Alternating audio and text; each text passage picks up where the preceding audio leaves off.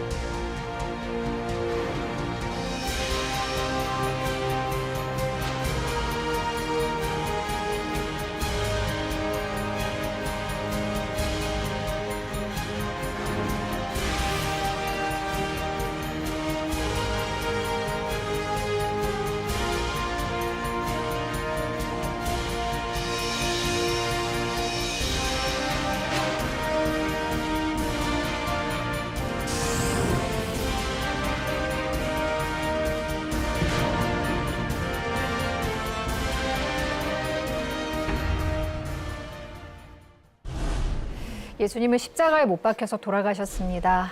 예수님의 십자가 고난으로 우리의 모든 죄가 용서함을 받고 구원을 얻었는데요. 이게 끝이 아니었습니다. 십자가에서 죽임을 당하신 예수님이 놀랍게도 부활하셨습니다. 그래서 죄사함을 받은 사람들이 주님과 함께 영원한 생명을 누리게 됐는데요. 이 부활이 기독교 믿음의 핵심 중의 핵심이 아닐까 싶어요.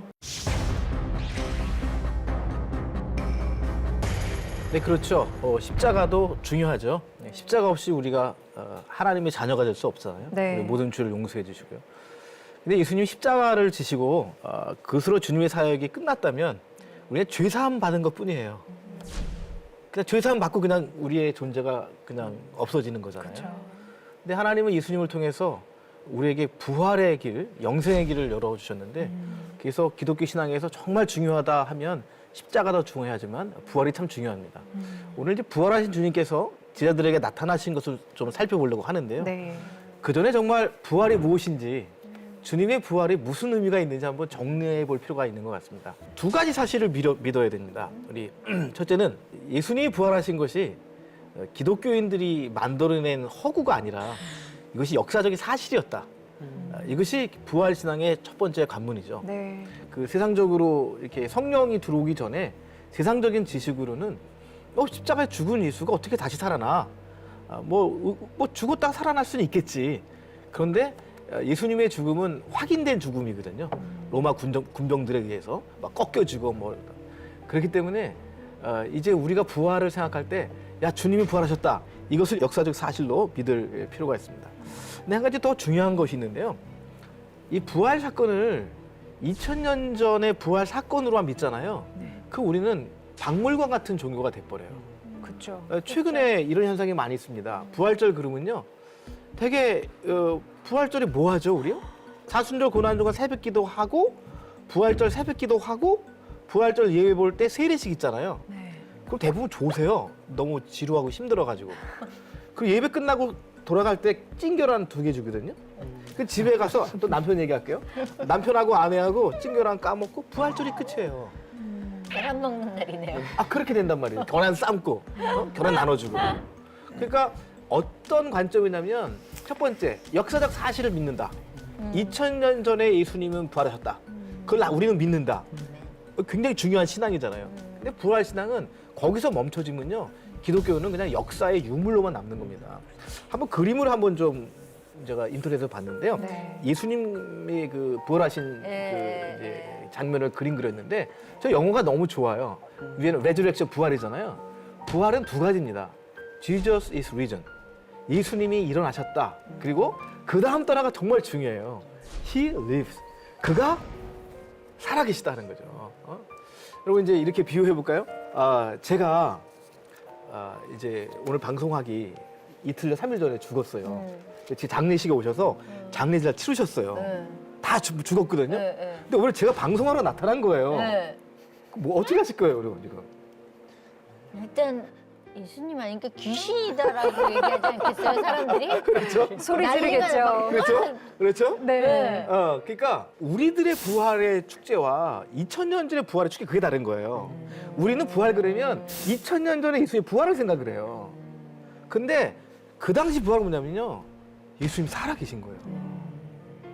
막 살아계신 거예요. 막 보여주시는 거예요, 제자들에게. 그 우리가 한 가지를 더 믿어야 되는 거예요. 그 뭐냐면 초대교회 성도들의 경험. 와, 지금 살아계신 분이야. 하듯이 우리가 이 세상 살면서 예수님이 살아계시다. 지금 우리 함께 하신다. 몸은 하늘 보좌에 계시지만 정말 영으로 우리 함께 하시 교통하시고 정말 그분의 이름으로 기도하면 다 이루어진다. 그분은 살아계시다. He lives. 살아계신 주 나의 참된 평. 그 찬양 소망 그 찬양이 예수님은 살아계십니다. 이런 고백이 진정한 부활 신앙의 고백이다. 그렇게 정리하고 오늘 방송 진행했으면 좋겠습니다. 네. 성경을 보면 저는 제일 궁금했던 게 만약에 내가 예수님이라면 부활해서 누굴 제일 먼저 찾아갈까? 저 같으면 어머니? 본디오 빌라도 갑니다. 네. 자, 저 가야바 갑니다. 네, 갑니다. 자, 안나스 나와봐. 나와봐. 너 나한테 그런 식으로 대했지? 내가 다시 살았거든? 뭐 이런 거 할 텐데. 네. 왜 안 그러시더라고요? 네. 왜 저처럼 속이 좁은 게 아니실까요? 그러니까 이제 긍정적으로 하면 이제 네. 어머니에게 나타나시거나 네, 베드로와 제자들에게 나타나셔야 되잖아요. 네, 근데 부활하신 예수님 처음 나타난 것이 여인에게 나타났습니다. 마리아라고. 네. 제 생각에는 예수님 입장에서는 지위나 예수님과의 어떤 원한 관계에 네, 따른 네, 게 아니라 네. 정말 예수님을 사랑한 사람이 누구였을까? 정말. 아마 그래서 마리아를 만났던 것 같아요. 막달라 지역의 출신, 그래서 막달라 마리아라고 이렇게 얘기를 하고 있는데요. 그러니까 이제 궁금한 거죠. 다른 제자들은 뭐 예수님 어머니까지라도 두려움도 있고 어떡하나 그런데 이 무덤에 찾아간 겁니다. 그러니까 사랑하니까 찾아갔겠죠. 근데 무덤에 도착했는데 깜짝 놀랐어요. 무덤을 막았던 돌이 옮겨져 있는 거예요. 보통 사람의 힘으로 옮길 수 있는 게 아니잖아요. 그러니까 그냥 너무 당황해가지고 제자들께 찾아왔겠죠. 그래서 베드로, 요한에게 특별히 선생님의 무덤의 문이 열려졌고 선생님 시신이 그 안에 없는 것 같은데 이거 어떻게 되는지 모르겠다 했던 거죠. 그러니까 이제 베드로와 요한이 열심히 이제 뛰어와서 그 새벽에 드디어 무덤 안에 들어갑니다. 근데 정말 그 무덤 안에 네. 그 예수님이 누우셨던 자리는 있는데 네. 예수님의 시신은 거기 있지 없었죠. 않고 네. 예수님의 머리를 쌌던 수건 또 몸을 쌌던 세마포 그만 아주 자연스럽게 이렇게 개켜 있는 건데 예수님의 모습은 없는 겁니다. 여전히 무슨 생각이 드냐면 누가 훔쳐갔구나. 그렇죠. 누가 빼돌렸을까? 그렇죠. 예, 예수님이 부활했다는 것은 아직 예, 믿음으로 예, 오지를 않는 거죠. 예. 그래서 아직 예수님의 부활을 믿지는 못하는 상태에서 빈 무덤을 발견하게 된 것입니다. 이 두 제자는 돌아가고요. 마리아는 너무 슬픈 거예요. 정말 시신이 없는 거예요. 근데 그때 이제 두 천사가 나타나게 되는 거죠. 그때 이제 천사가 마리아에게 물어요. 당신은 왜 우냐 하는 거죠. 마리아가 사람들이 우리 주님의 시신을 빼돌렸는데 그것이 어디 있는지 내가 알 수 없습니다. 그렇게 얘기하죠. 그러다가 뒤를 돌아보는데 와, 아직 마리아는 그분이 누군지 모르지만 부활하신 주님이 뒤에 서 계신 거예요. 마리아는 저분이 예수님인지 몰라요. 근데 부활하신 예수님이 정말 마리아에게 처음으로 자기 자신을 보여주셨습니다. 이제 예수님께서 말씀하시죠. 마리아야 하니까 그 음성이 이제 예수님의 음성으로 들렸을 거 아니에요?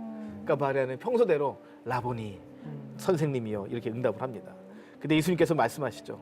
나를 붙잡지 말고 내 형제들에게 가서 내가 부활했고 하나님 아버지께로 올라간다는 사실을 전달해라 이렇게 말했습니다. 지자들에게 가서 마리아가 증거합니다. 내가 주님을 보았어요. 아까 말씀드렸잖아요. 부활은 이거라고. 역사적 사건이기도 하지만 정말 예수님이 살아계신 거예요. 내가 주님을 보았어요. 오늘 집에 가시다가 주님 보시는 그런 기쁨이 있기를 축복합니다. 아멘. 부활절이잖아요. 예. 부활절에 부활하신 주님이 나타나셔야죠. 아멘입니다. 아멘. 교수님, 이 예수님 무덤이 실제로 있죠. 교회가 그 위에 섰잖아요. 골고다. 예. 골고다는 해골이라는 뜻입니다. 예. 근데 지금 현재 그 골고다 십자가 놓인 골고다 바위 언덕과 주님의 무덤 사이가 한 2, 30m밖에 안 돼요. 실제로. 그리고 그 십자가 섰던 그 바위를 직접 만져볼 수 있고 또 유리로 이렇게 돼 있어서 볼 수가 있고요. 그게 이제 골고다예요. 그리고 한 25m 떨어진 곳에는 주님의 무덤입니다. 그러니까 무덤은 이렇게 바위 절벽에다가 동굴로 파 들어간 거예요. 근데 오늘날 거기 가면 그냥 널찍한 동그란 실내 광장 한가운데에 대리석으로 만든 작은 집 같은 것이 있거든요. 그 안에가 무덤이라는 거예요. 그 이유는 거기서 이제 예배를 봐야 되기 때문에 주님의 그 시신이 놓여있던 매장실을 제외하고 바위를 다 쪼아가지고 평지를 만들어 버렸어요. 그리고 실제로 그 가까운 곳에 골고다 성역교회 실내에 그 당시 실제 무덤이 또 있어요. 이렇게 수그리고 들어갈 수 있는 신약 시대에 들어와서 죽은 자의 부활이 그들의 매장 양식에까지 영향을 끼쳤다고 볼 수 있습니다. 부활하신 새벽에 무덤에서 막달라 마리아에게 예수님이 나타나셨고요. 그날 저녁에 제자들에게도 나타나셨습니다. 언제 제자들은 유대인들이 무서워서 마가의 다락방에 몸을 숨기고 두려움에 떨고 있었는데요. 제자들한테 예수님이 나타나셔서 어떤 말씀을 하셨을까요?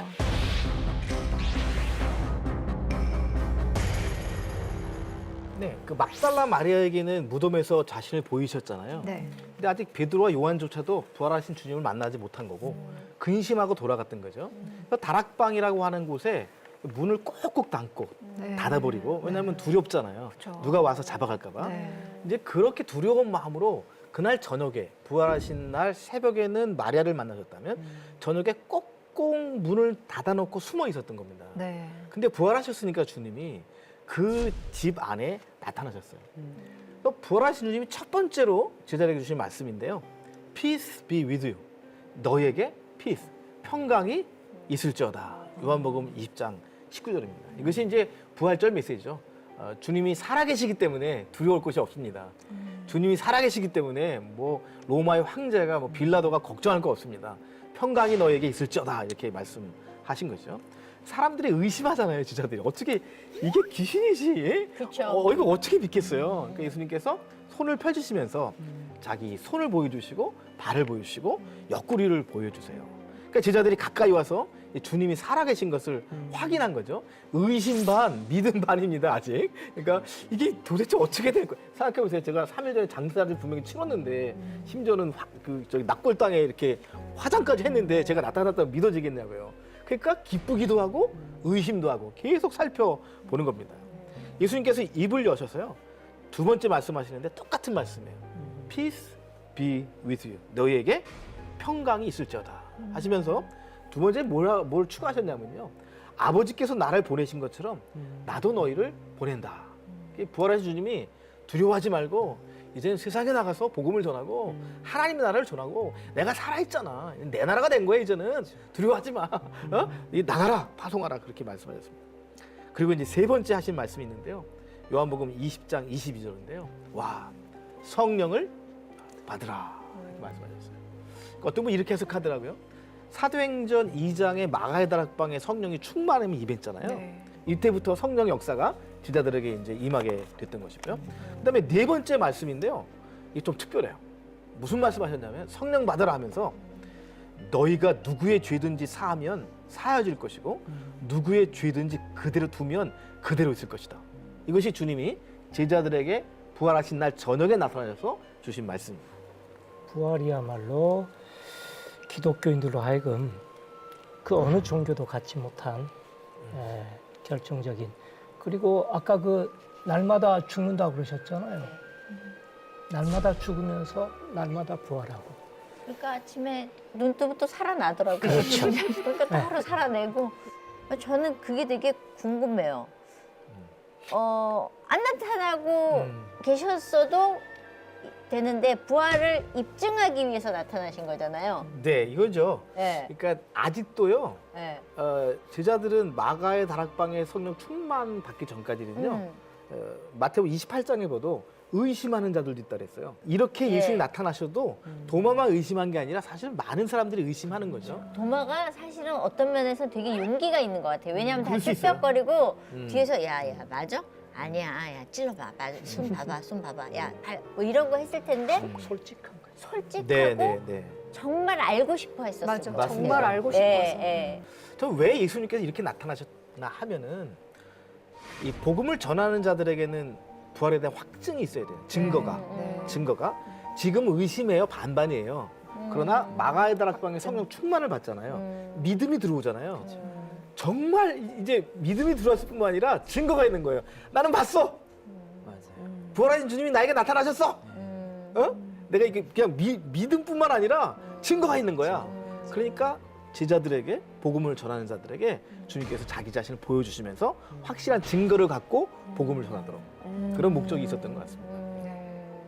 제자들이 되게 두렵기도 하고 뭔가 이게 되게 방황하고 있잖아요. 근데 이 방황하는 제자들에게 그냥 내버려 두지 않고 이렇게 찾아오셔서 말씀하시잖아요. 제가 이 사실을 볼 때 진짜 위로가 정말 됐더라고요. 진정한 부흥은요, 부활하신 주님이 오늘도 나타나 주시는 거예요. 그게 부흥이거든요. 이 험악한 세상, 의심 많은 세상, 도마 같은 세상이 가득 찬 세상인데 우리가 어떻게 부활을 믿고 주님을 믿겠어요? 근데 부활하신 주님이 친히 나타나 주시는 거예요. 그러니까 부활은 항상 점검하거든요. 감정적인 자극으로 사람들이 울고 찬양하는가? 그게 아니라 진정한 부흥은 성령을 통해서 부활하신 주님을 막 경험하게 되는 거죠. 저는 사실 그러니까 지금 다음 세대가 없어지고 무너진다 그러지만 그 안에 있는 아이들이 한 명이 있거든요. 저는 그 한 명을 살리는 게 부흥이라고 생각하는 게, 저희가 연합 예배를 하면서 이제 연예인들이 숫자가 늘어나고 막 정말 이렇게 막 아이들이 많이 찾아오면서 제가 막 흥분하고 하나님 앞에 꿇었을 때 하나님이 저에게 너는 사람이 많아지는 걸 부흥이라고 이야기하느냐. 나는 한 사람이 세워지는 게 부흥이다라는 마음을 주셨어요. 많아야 돼. 숫자가 늘어나야 돼. 믿는 자가 많아져야 돼.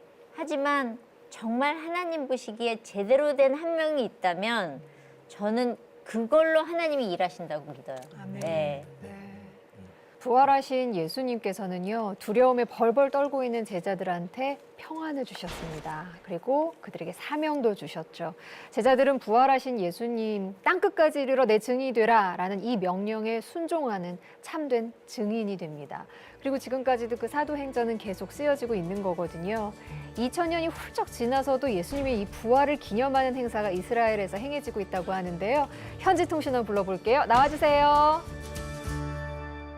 안녕하세요. 인바이블 이스라엘 통신원 서혜은입니다. 저희는 오늘 우리에게 가장 기쁜 소식이 전해졌던 장소를 방문해 봤는데요. 안녕하세요, 기자님. 안녕하세요. 오늘 둘러볼 것은 어디인가요? 네, 지금 선통신원이 말씀하셨던 것처럼 제자들이 예수님의 시신이 사라지고 부활하신 예수님을 만난 장소, 그 가든툼에 나와 있습니다. 한번 가보시죠. 가두툼? 가든툼, 아, 가든툼. 무덤, 가두툼. 정원 무덤. 네, 이곳이 예수님이 돌아가시고 묻히신 곳으로 추정하는 세 군데 중에 하나인데요. 지금 저희가 가서 볼 곳이 그 골고다 언덕, 그 해골 모양의 이름이 어떻게 따졌는지를 볼 수 있는 이 자연 지형을 볼 수가 있는데요. 그것 때문에 이 언덕 높이에 십자가를 매달아서 보게 하는 그런 사형의 장소로 사용되지 않았을까를 또 한 번 추측할 수 있습니다. 그래서 지금 보시면 올드시티 예루살렘에서 이 북쪽 산을 봤을 때 보시면 이렇게 움푹 패여진 약간 동굴 같은 모양이 네. 멀리서 봤을 때의 해골 모양이라고 해서 골고다 언덕으로 사람들이 추정하지 않았을까 그렇게 추측할 수 있습니다. 이렇게 튀어나오고 사람 얼굴 모양 사람 같네. 얼굴 같으네. 어머, 그러네. 네. 와, 너무 아름다워요. 굉장히 너무 아름답게 정원처럼 꾸며져 있는데 이곳은 또 특별히 곳곳에 굉장히 많은 기독교인들 그룹들이 오셔서 예배하고 또 성찬식을 나누고 그렇게 할 수 있도록 이렇게 곳곳에 예배 초소를 만들어 놨어요.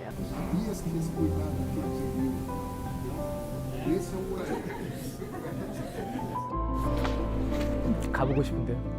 진짜. 이곳에서 많은 유물들이 또 발견됐는데 십자군 시대의 물탱크로 저장소 시스턴을 많이 발견했고요. 그리고 그 당시에 또 와인프레스, 포도즙 틀이 발견됐고요. 지금 이제 가 보실 거는 정말 그 예수님 당시에 무덤 형태가 어떻게 되어 있는지를 보실 수 있는 그 무덤을 지금 가보겠습니다. 이제 줄을 서서 이제 들어가게 되는데 지금 사람들이 지금 벽으로 들어가시는 것이 무덤입니다.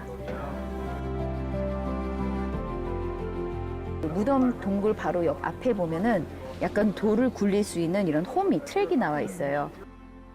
그것을 혼자서 돌릴 수 있을 정도 아닌 엄청나게 큰 두세 명이 같이 굴려야지만 열 수 있는 그리고 닫을 수 있는 그런 큰 돌이 이 입구를 막고 있었다고 상상하면 되죠. 이 돌이 아마 모형으로 모형으로. 이런 모양으로 더 사이즈가 크게 아마 저 문을 가리고 있었을 거예요.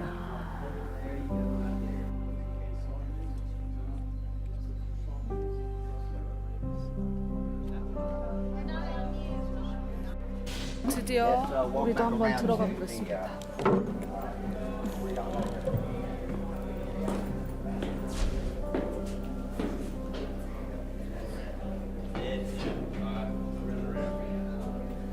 저기가 자리인가 보다. 무덤 자리. 저기다 그냥 이렇게 뼈를 네, 쌓아놓는 뼈를. 거예요. 시신을 그냥 놓는 거겠죠? 아, 썩기 전에 시신을 시신을 세마포로 놓으면 쌓아서. 저기서 썩어서 2차로 다른 데다가 넣는다 했으니까.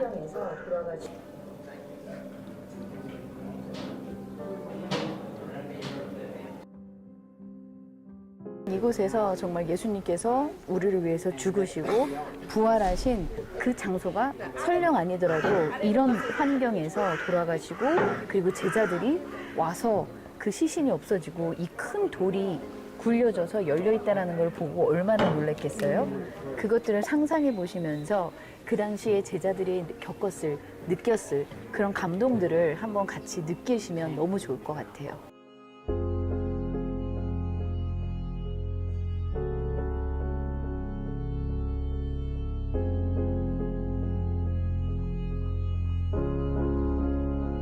여기가 1년에 한 번씩 부활절 예배를 새벽에 이곳에서 드리는데 동틀 때 너무너무 좋아요. 부활이 몸소 이렇게 느껴지고 너무 은혜가 될 것 같아요. 너무 은혜가 됩니다.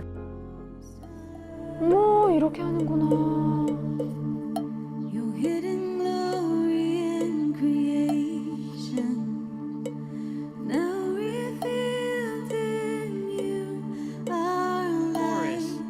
What a beautiful name it is. What a beautiful name it is. What a beautiful name it is. The name of Jesus. 오늘은 예수님의 부활을 기념하는 장소 가든툼을 둘러보았습니다. 그러면 우리는 다음 성지 여행에서 뵐게요. 샬롬. 샬롬. 야, 이거 뭐 성경 공부라고 그러면 그냥 성경만 읽으면 되지 뭐가 또 굳이 이스라엘까지 가. 저 옛날에 그렇게 생각했거든요. 근데 현장의 모습을 저렇게 영상으로 보니까 아 진짜 성지순례 꼭 가야겠다. 감동의 깊이가 다르구나 하는 생각이 볼수록 드네요. 아, 교수님은 당연히 저기 가보셨을 거 아니에요. 예, 저기가 정원 무덤인데요. 네. 저곳은 제가 이제 이스라엘 대부분 이제 가톨릭 혹은 정교회 성지인데 거의 유일하게 성공회 성지예요. 네. 그러니까 일반인들도 이제 성지 순례를 가지만 네. 아마 가톨릭 신자나 정교회 신자들은 의도적으로 저긴 안 가고 그리고 저곳은 우리가 확실하게 역사적으로 예수님과 관계없는 곳이지만 그 19세기 말에 영국의 그 찰스 고든이라는 그 위대한 그 장군이 여기가 해골같이 생겼다. 저 골고다 가보니까 막 장사꾼들이 있고 막 그 신앙적으로 감상할 수 있는 여기는 한적한 정원도 있고 해골도 있고 그래서 그것을 성지로 갔다고 이야기했고 영국 교회에서 땅을 구입을 해서 성지로 만들었어요. 네. 그러니까 이게 이제 우리가 과연 성지가 무엇인가 하는 개념인데 믿음으로 예를 들어서 팔복교회 주님께서 과연 이 자리에서 말씀하셨는가? 오병이어교회 주님께서 이 바위 위에 그 어린아이 도시락을 올려놨다. 그렇죠. 증명할 길이 없어요. 없죠. 예. 하지만 기독교인들이 그것을 믿고 바로 이곳에서 엄청난 기적을 행하셨다. 그래서 영국 성공회에서 인정하고 지금까지 예배드리는 그러한 성지입니다. 제자들은 부활하신 예수님을 만나고 달라졌습니다. 그런데 12제자 가운데 하나인 도마는 예수께서 오셨을 때 거기 없었어요, 그 자리에. 다른 제자들이 주님이 살아나셨어, 주님을 만났어 얘기를 했지만 내 눈으로 못자국 보고 그 못자국에 손 만지고 해야 또 옆구리에 손 넣어보지 않고는 난 안 믿는다 이렇게 얘기를 했습니다. 그 의심 많은 도마에게 예수님이 또 직접 나타나셔서 친히 말씀을 전해주시죠.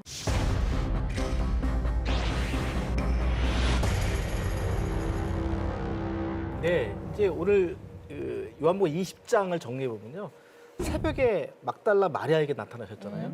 그날 저녁에 제자들에게 나타나셔서 평강이 있을지어다 성령 받으라 말씀하셨잖아요. 그리고 일주일이 지나갑니다. 일주일. 왜 이렇게 뜨문뜨문 나타나셨을까요? 아, 굉장히 중요한 질문인데요. 네. 그러니까 이제 우리가 주일을 지키잖아요. 네. 그러니까 예수님은 안식일에 무덤에 계셨고 네. 안식일 다음 날 부활하셔서 네. 새벽에 막달라 마리아에게 나타나시고 네. 네. 저녁에 제자들에게 나타나셨잖아요. 네. 그리고 가만 계시다가 네. 안식일도 지나고 또 안식일 첫날에 네. 우리 성경에는 8일 후에 이렇게 돼 있어요. 네. 근데 그 8일이라는 거는 안식일부터 계산되는 거죠. 정확히 말하면 우리로 말하면 주일 나타나시고 또 주일에, 또 주일에. 나타나시는 네, 거예요. 네, 네. 그래서 이제 결국은 이런 성경적인 기록 때문에 네. 기독교인들이 네. 토요일 날 안식일을 드리다가 주일로. 주님이 주일에 부활하시고 또 주일에 나타나시잖아요. 그 주일을 굉장히 소중하게 여겼다. 이제 그런 또 해석이 또 가능하겠습니다. 근데 아무튼 그 첫날 부활하신 날 저녁에 도마가 없었다는 거잖아요. 네. 그러니까 일주일이 지나고 또 다음 주일이 됐죠. 우리로 말하면 그렇죠. 일요일이 된 거죠. 네.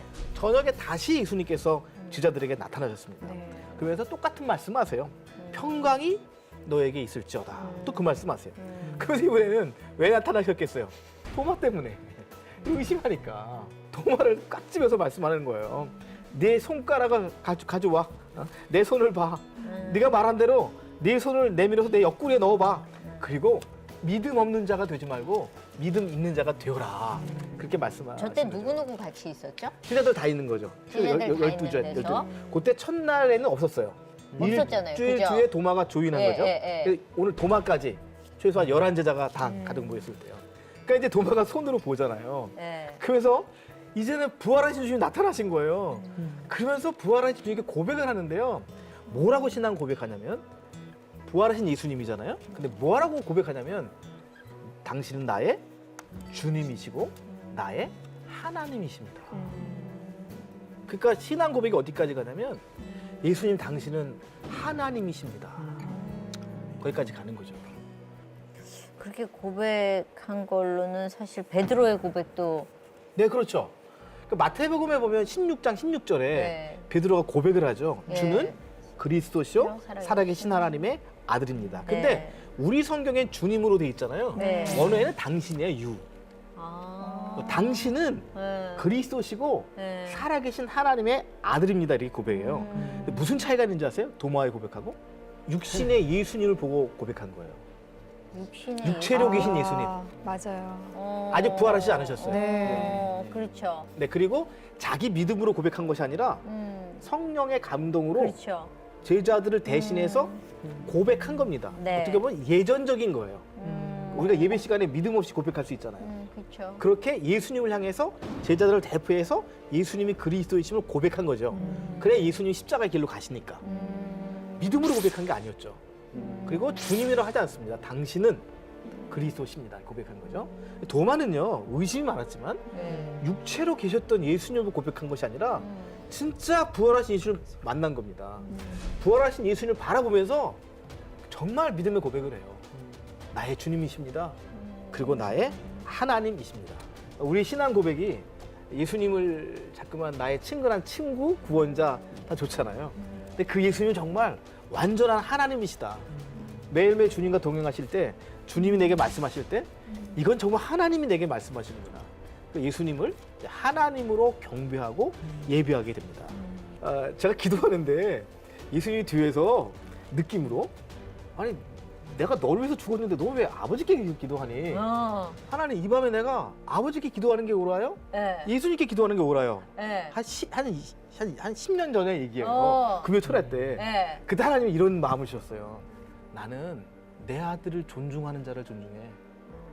나는 내 아들을 사랑하는 자를 사랑해. 왠지 알아? 그가 나를 나를 사랑한다 그러는데 내 아들은 믿지 않는 자들이 있어. 나를 사랑한다 그러는데 내 아들을 사랑하지 않는 자들도 있어. 그건 믿음이 아니야. 내 아들이 나를 위해서, 너희를 위해서. 예수 따로 네. 하나님 따로 성령님 따로 이렇게 구분지어서 하는 경우가 좀 있어서 맞아요. 예. 하나가 되어야 되죠. 예. 삼위일체 하나님. 아멘. 네. 네. 오늘 교수님과 꽉생 같아. 좀 배우셔야 되겠어요. 정말 우리 기독교인들에게 있어서 시험에 빠질 만한 질문을 하나 던지겠습니다. 네네네. 죽은 자의 부활 이야기거든요. 주님께서 분명히 부활하셨잖아요. 과연 죽은 자의 부활이 우리 역사 속에서 가능한가? 그 문제거든요. 네. 그건 초대교회에서도 상당히 고민이 많았던 거거든요. 이론적으로 생각하면은 그게 있어야 되고 실제로 우리나라 그 개신교 현상에서도 현실에서도 예수께서 하신 같이 죽은 자의 부활을 위해서 사람이 죽었는데 부활할 것이라고 해서 뭐 무슨 기도원에서 그 시신을 놓고 그렇죠. 그런 부작용이 있죠. 네. 저는 이제 개인적으로 고고학자, 인문학자로서 이 죽은 자의 부활에 대해서 과연 역사 속에서 이것을 어떻게 설명할 수 있는가. 네. 그러니까 저도 목회하면서 그 고민을 참 많이 했어요. 장례식 치를 때 있잖아요. 부활을 선포하잖아요. 근데 이제 성경을 쭉 보다 보니까요. 정리가 참 잘 되더라고요. 그러니까 그 죽은 자의 부활은 오직 예수님만이 역사상에 죽은 자가 부활하신 거죠. 우리는 다 장사 지내잖아요. 그 장사 지낸 상태로 있습니다. 그 육체 부활 문제를 제가 네, 짚어드린 그렇죠. 거거든요. 그렇죠. 바로 고린도전서 15장이죠. 15장에 네. 누가 묻기를 죽은 자들이 어떻게 다시 살아나며 어떤 몸으로 오느냐 하는데 이 어리석은 자들아, 하나의 미랄이 땅에 떨어져서 썩어야 되지 않냐. 썩어야죠. 육체 부활은 주님께만 해당되는 하나님의 유일한 섭리이고 네네네. 우리로서는 네. 육체 부활이 아니라 네. 영혼의 부활일 것이다. 네. 고린도전서 고린도전서 15장이죠. 맞습니다. 근데 고린도 15장 결론이요. 사도 바울이 육체의 부활을 분명히 증거하고 있는데요. 왜냐하면 그 말씀 맞아요. 썩어지는 겁니다. 우리는. 김성 교수님 말씀이 상당히 일리가 있는 말씀이에요. 왜냐하면 이 육체가 다시 산다는 것은 우리 아버님도 죽다 사셨어요. 끊어졌다가 병원에서 쑥 가다가 다시 눈 뜨고 살아나시더라고요. 제가 얼마나 놀랐는데 그 장면에서. 그런 일이 있을 수 있잖아요. 나사로의 죽음도 그거예요. 죽었다 살아났지만 그냥 다시 썩어질 육체로 살아난 거거든요. 근데 기독교가 말하는 그 부활은 뭐냐면요. 이런 겁니다.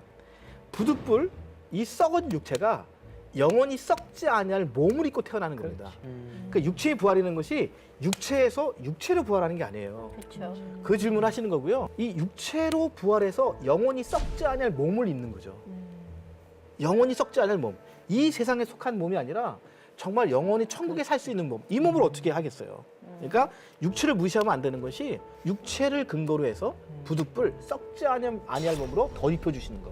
이것이 이제 바울이 증거하는 부활이거든요. 의심 많은 도마에게까지 나타나신 예수님은 그 이후에도 제자들에게 또 나타나십니다. 이번에는 7명의 제자가 갈릴리 호수에서 고기를 잡고 있을 때였는데요. 나타나신 것뿐 아니라 놀라운 기적까지도 행하십니다. 어떤 일이었죠?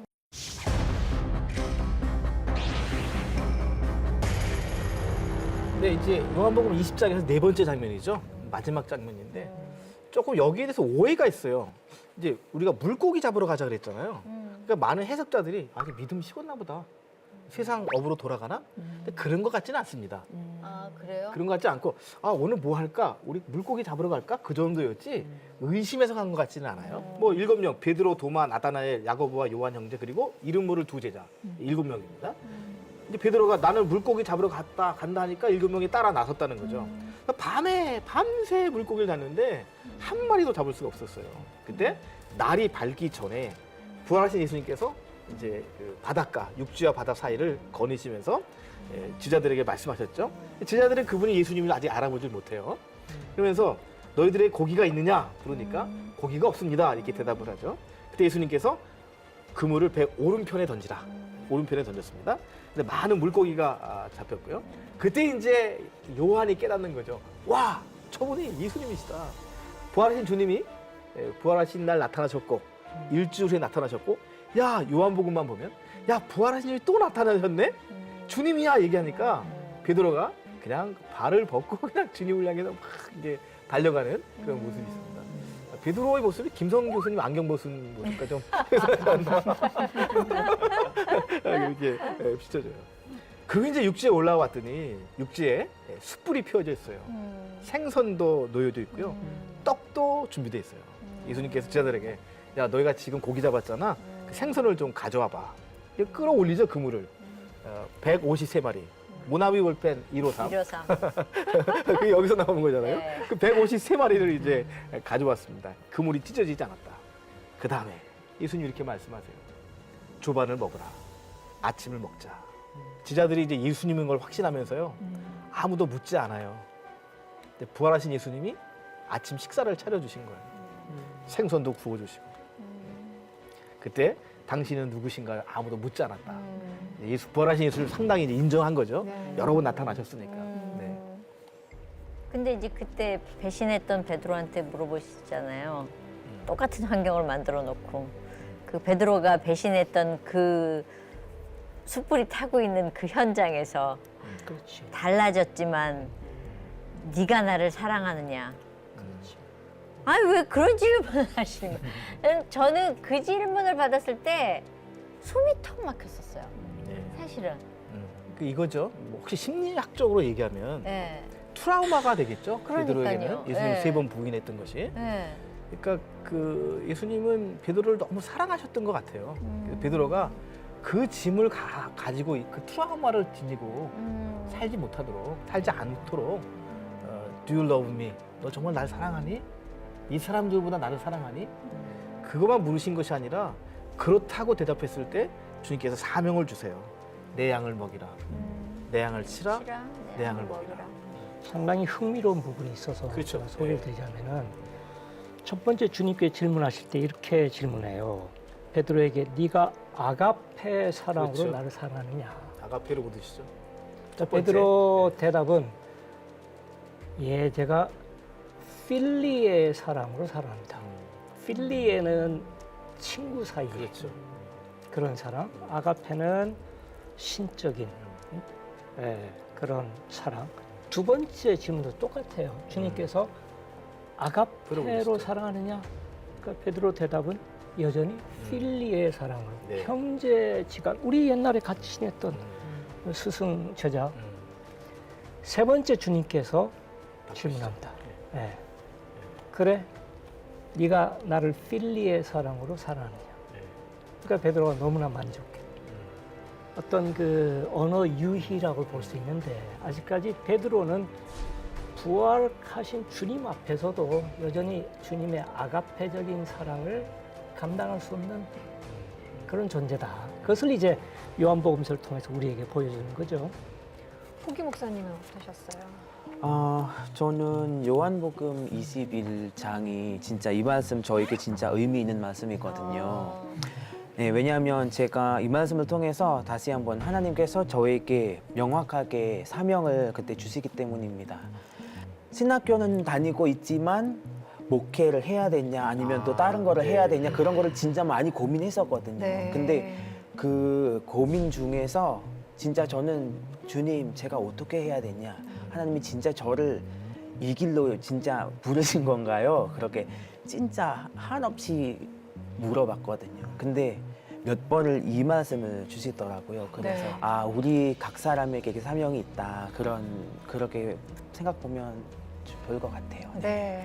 오늘 다 주님께서 주신 말씀들이 있을 텐데요. 그 말씀 가슴에 품고 내일은 인바이블 시즌2 마지막 시간이에요. 예수님의 마지막 이야기 기대 많이 해주시고요. 저희는 여기서 인사드리겠습니다. 함께해 주신 여러분 고맙습니다.